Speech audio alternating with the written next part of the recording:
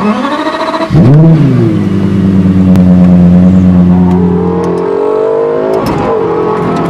in an LFA. You can't tell by the soundtrack. This Lexus LFA is 2012. It was Lexus's first attempt at a supercar, and for the time being, last attempt. I hope they come back though, because this car is truly brilliant. Neutral is home base. You have to be in neutral before putting it in anything else.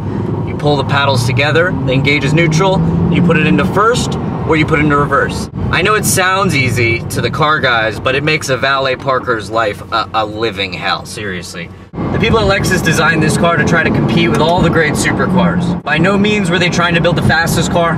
By no means were they trying to build the cheapest car, because this car comes in new, just under $500,000. What Lexus tried to do was just show everyone what they're capable of.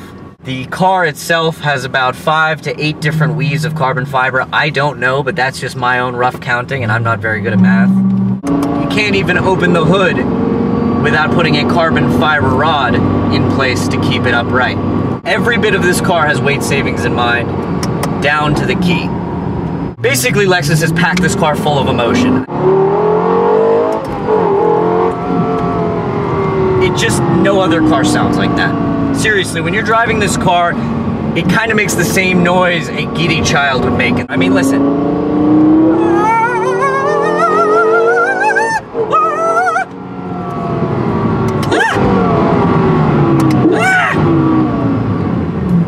Same basic thing. Lexus has actually taken the time to put a sound system in this car as well, which most other supercar makers just haven't done. Most of them dig through a box of parts that they share amongst other companies and put something together that works and kind of doesn't. This actually works very well, and we know this because it's tested and used in every other Lexus on the road. There's also a button in here I can call a person that sends me to a Lexus representative nearest me. That person can then tell me just about anything I need, all the way down to where the nearest bathroom is. Because this car does make you have to wee.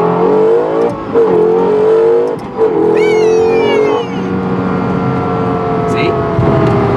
No, but seriously, I've gone through like 4 pairs of underwear today just driving this car alone. The cockpit of this car is a really nice place to be. It's surrounded in carbon fiber just to remind you just exactly what this car is made of.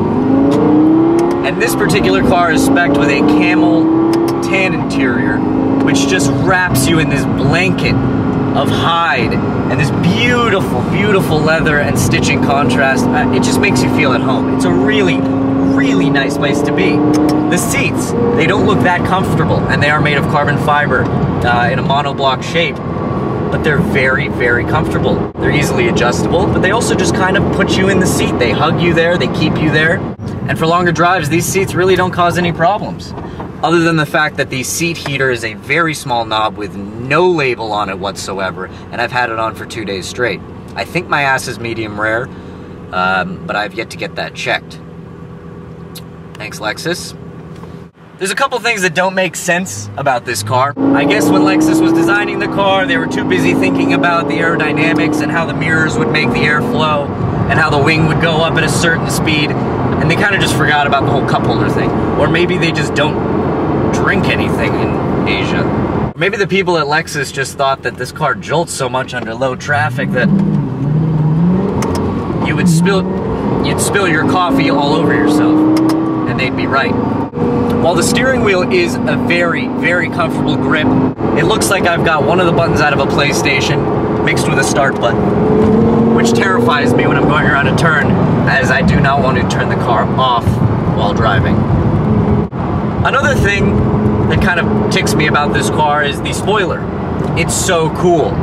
You're saying, what? I thought it bugged you. I love it so much I want it up all the time. There's a Nürburgring version of this car that's got a fixed wing. I think that looks pretty badass, but I just love anything that moves. That's me. Anything hydraulic and you've got my attention. The problem is Lexus has put it so that it goes up at a certain speed, or you can move it while the car is standing still. However, it will go down when you start driving again. They also decided to put the button behind the driver's seat because I actually have no idea what they were thinking when they did that, but I would love someone to explain it. I know I said the radio is good in this car, but I rarely listen to the radio because the sound is just so good. Even the downshifts. I mean, who knew slowing down could be this much fun? This car has imperfections. I won't deny that. Many, in fact. But the perfections outweigh the latter. And I mean that. I mean, there are times where I go, oh, I wish I had a cup holder. I wish there was a dual clutch. I wish the automatic mode wasn't designed by a 95-year-old man.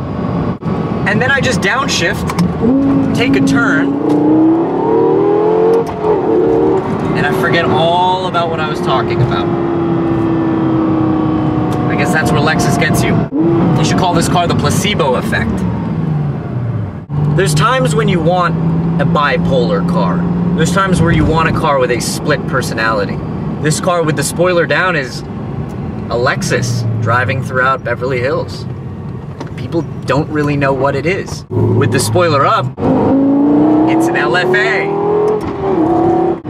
And people know exactly what it is. And if they don't, they're bound to Google it.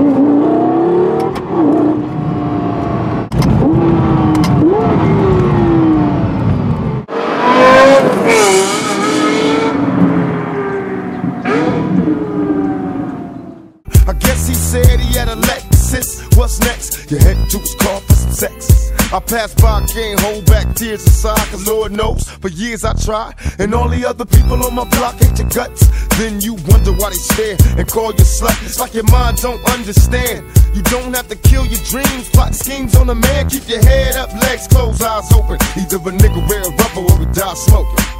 I'm hearing rumors, so you need to switch, and niggas wouldn't call you bitch.